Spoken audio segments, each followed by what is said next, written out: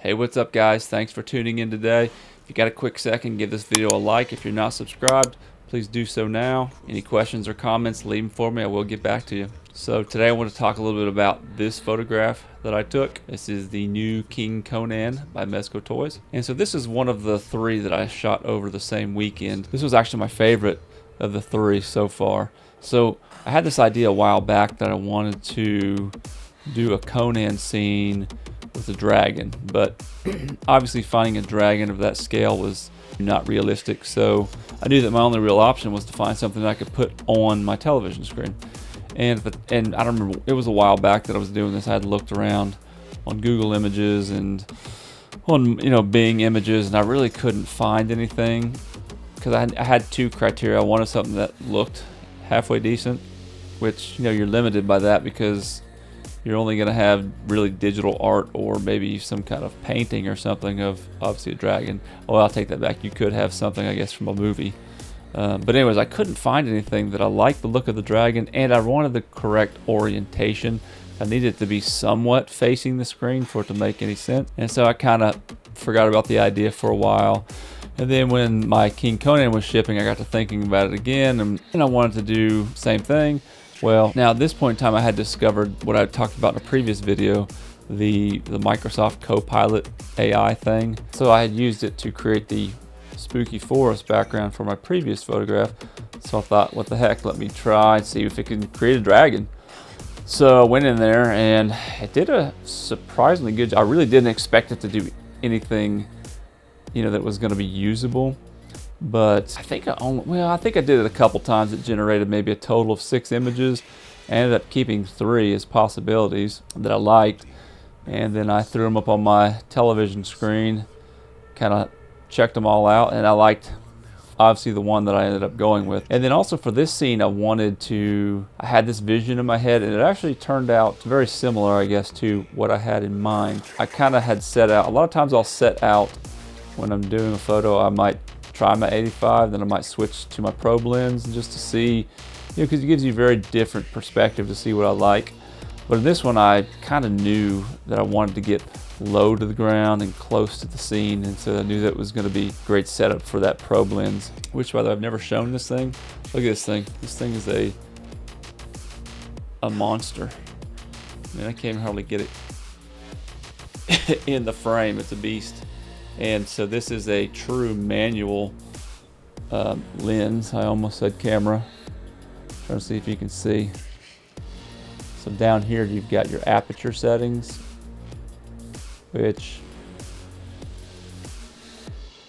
right here, if you can see that or not, is the minimum aperture, and that's a 13.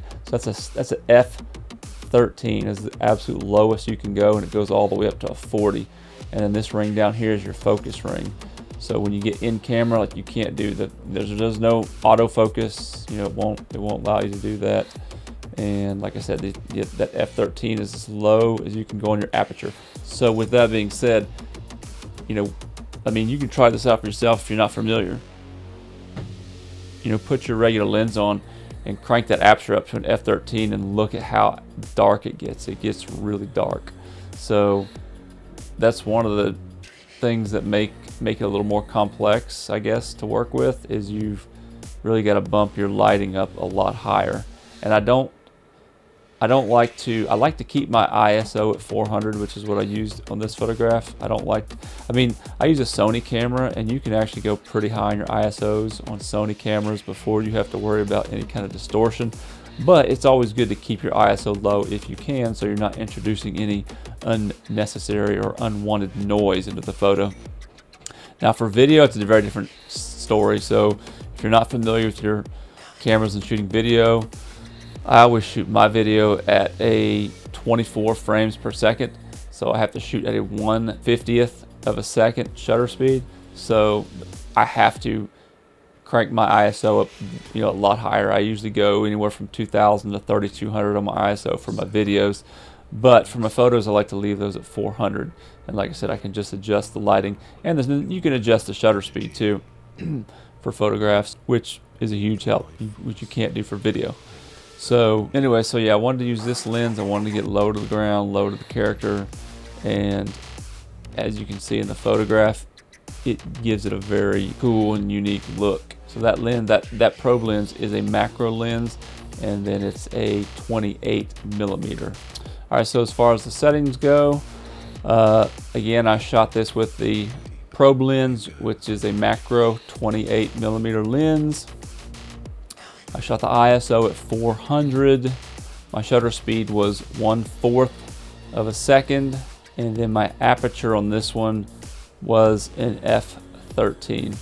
I don't really, for this lens, I've not really found it necessary to shoot the aperture any higher. Just makes the lighting that much more difficult to deal with. I guess the only thing maybe I would use that high of an aperture for is if I had a scene with more than one main subject that are on different focal planes and I'm trying to get them all as in focus as possible.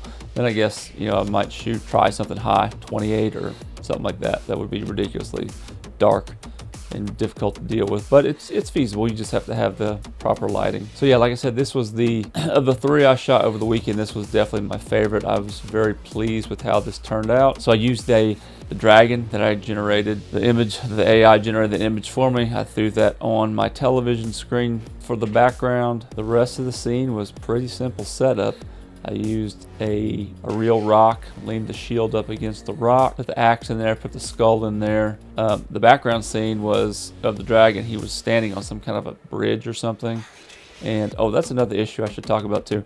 So one thing about using your television screen as your backdrop is I always try to hide this, because you have that line, right, where the bottom of your screen meets your real diorama piece, or you know, your ground piece or whatever it's standing on. It creates that line, and so to me it just kind of looks unnatural. So I like to use props and stuff to kind of help hide that. And so in this scene where the background of the dragon had a paw or a foot or whatever down on some kind of a bridge or something, I just grabbed some random little pieces of scrap wood and I used those, and they hit a lot of that line and actually kind of blended, I thought, pretty well with the bridge on the screen. And then the other thing I did was I took a bunch of dirt, and originally I was just doing a little bit of dirt because I had a little gap under Conan's foot that you could see didn't look very natural, so I used some dirt, sprinkled it there to hide that gap. I actually made kind of like a little berm, very small though, on the back to kind of hide that seam of the screen meets your floor piece. And I just kept looking through the camera and I was like, nah, it needs more dirt, So I ended up inevitably using dirt all over the whole thing, which I think was a good call, because it just adds a lot of texture to the scene, and over the overall look of it, I thought added a good realistic look, and I was very pleased with how that turned out. All right, so with that being said, let's jump on over to the behind the scenes.